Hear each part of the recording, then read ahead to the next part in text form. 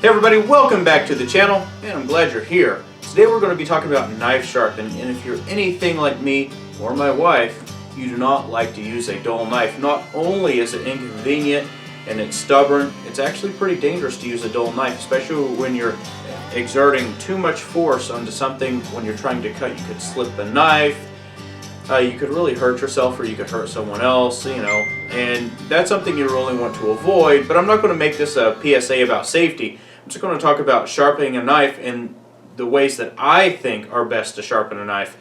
There's two different schools of thought on knife sharpening, at least through my eyes, and I'm by no means a professional knife sharpener at all. That takes years to do and many different soapstones and levels to do that. So when I first started sharpening knives, I used what's called a rail system. This is a Lansky knife sharpening system. And you can see here there's different colors in there, and the reason why is because that's different grits inside. This is more of your stroping type of stone, if you will, and you work your way from the most coarse all the way down, and that can really polish up your knives, and it can create a really fine edge, which is really good to do. But there's one problem with that. That is time. You need some time to do it, and it takes a good amount of time in order to get this done. Sorry, I'm just trying to put this back up as we talk here, because I'm not going to be using this today. With that being said, I watch a show called Forged in Fire and all these other different shows where people make knives, and I've made my own knives before, but I'm no means a blacksmith or a knife smith at all. But with that, I always see them using belt sanders. And they always have different types of belts on there where they can stroke, which means you're not reprofiling the edge of the knife itself. You're just bringing the profile where it was to a very fine edge so that you can cut things back. And it doesn't take long. So after a few searches on the internet, I found out that a lot of people are using the 1x30 belt sander provided by Harbor Freight. And it's a really cheap thing to have. You can get it for a very reasonable price at your local Harbor Freight, or you can order it online. And all you do is you go online and you buy a belt sharpening kit, 1x30. They come with stroke belts, which are leather belts. Mine's on its way. I don't have it here right now. So instead I'm using a 1000 grit sandpaper here that I use kind of as a stroping, to where it's just going to pull the edge back in. But you have, from 220 to 500 to 800, all the way up to 1000 grit sandpaper.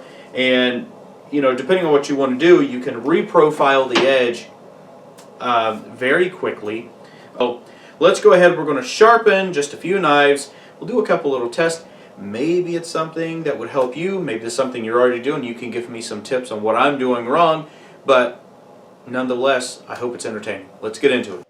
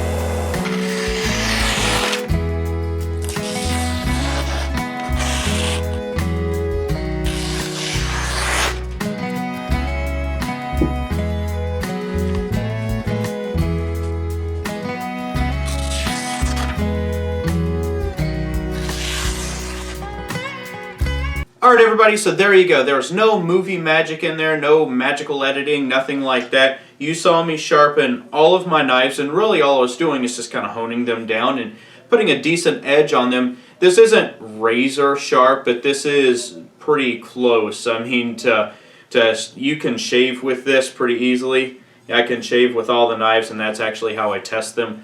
The first time, so I do have little bald patches on my arm just where I'm testing each knife to make sure it's good. It's super easy. You don't need to have a lot of skill in order to do this. You need to make sure you have some safety glasses on in case something bad happens. Make sure that you're comfortable with the belt sander and the rotation of it, and be aware of your surroundings. Be aware of all your digits. You don't want to get caught up in there because that can slice your hand really good, especially if you get your hand caught with a knife. So with that being said, this is not an instructional video to show you how to do it. This is just an informational video to show you that things are out there. So I hope this is something that helped you out, and you saw me sharpen 1, 2, 3, 4, 5, 6, 7, 9 different blades on this in less than 10 minutes, and they're usable. Like I said, they're not anything that you're gonna write home about to say that it's a razor blade, but you know, if you're cutting vegetables, you're cutting food up, this will do the job 10 times better, you know, than if you didn't. So anyways, I hope this was helpful to someone out there. If it was, hey, hit that like button. Don't forget to subscribe, and we'll see you in the next video. Take care, everybody.